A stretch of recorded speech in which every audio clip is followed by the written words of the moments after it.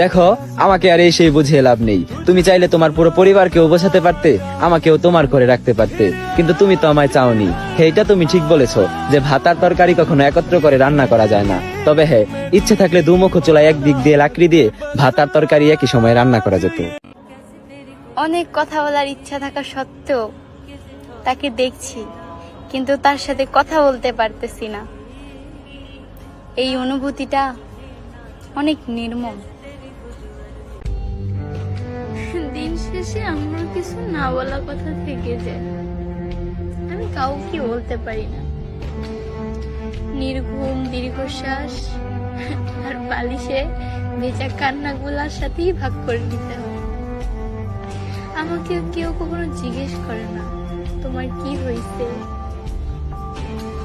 পুরুষ আর নারীর মধ্যে পার্থক্য কি জানো? পুরুষ পুরাতন জিনিসে বিরক্ত, নারী পুরাতন জিনিসে আসক্ত। পুরুষ পুরাতন জিনিসের কদর করতে জানে না, আর নারী পুরাতন জিনিসের মায়া ছাড়তে পারে না।